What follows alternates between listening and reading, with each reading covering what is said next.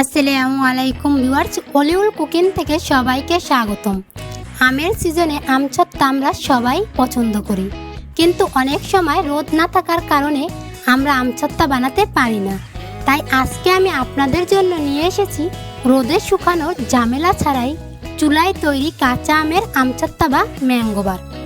ভিডিওটি দেখে কমেন্ট করে জানাবেন। নতুন নতুন ভিডিও পেতে লাইক দিয়ে চ্যানেলটি সাবস্ক্রাইব করে দেবেন। চলুন রেসিপিটি শুরু করা যাক।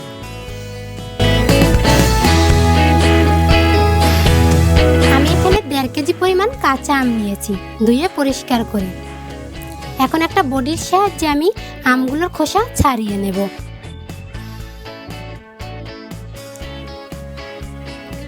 দেখুন আমার খোসা ছাড়ানো হয়ে গেছে। এখন একটা বাটিতে কিছুটা পরিমাণ পানি নিয়ে দিয়ে দিলাম 1 টেবিল চামচ লবণ।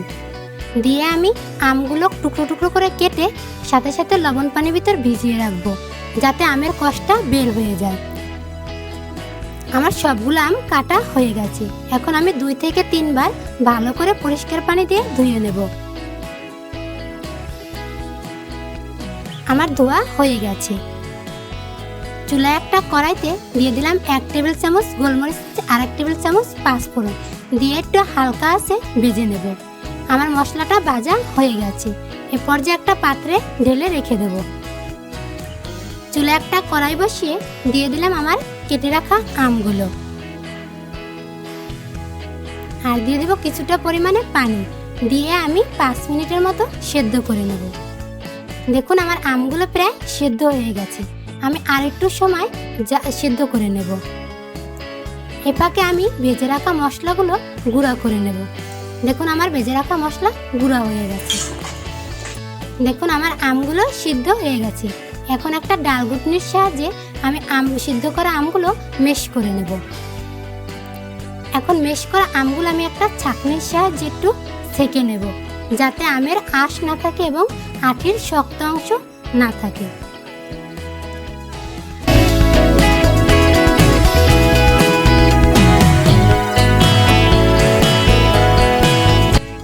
আমার সবগুলো আম ছেঁকে নেওয়া হয়ে গেছে।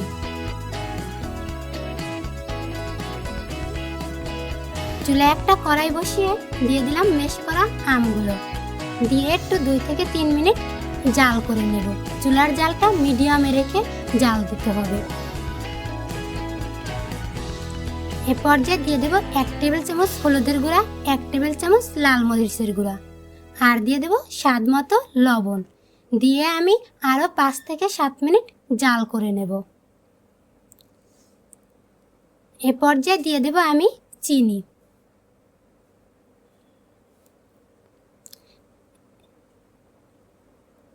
এখানে আমি 400 গ্রাম চিনি নিয়েছি 1.5 কেজি আমের জন্য।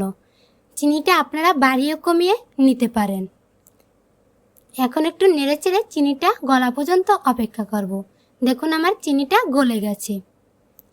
যে পাত্রে আমি আমছত্তা বসাবো ওই পাত্রটা একটু তেল দিয়ে আমি রেডি করে নেব।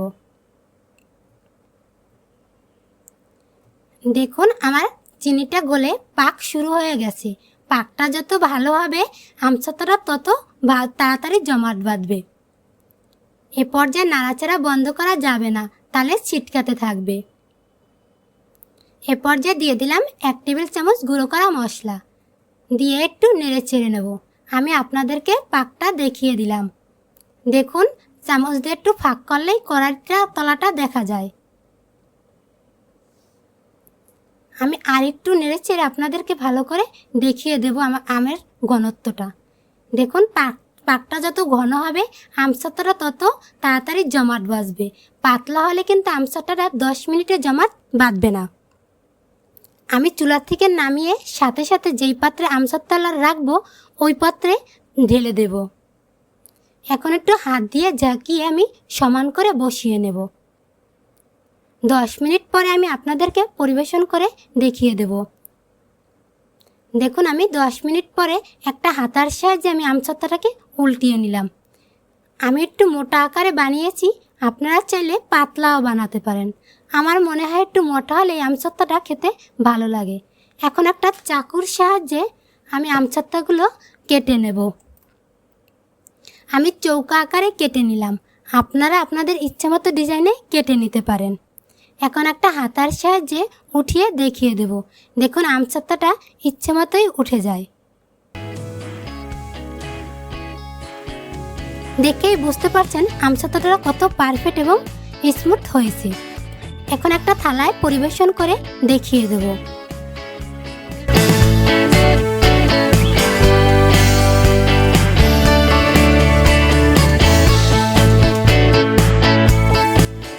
এখন আমি এক পিস আমসত্ত্ব ভেঙে দেখিয়ে দেব। দেখুন কতটা নরম এবং সফট হয়েছে। ধন্যবাদ।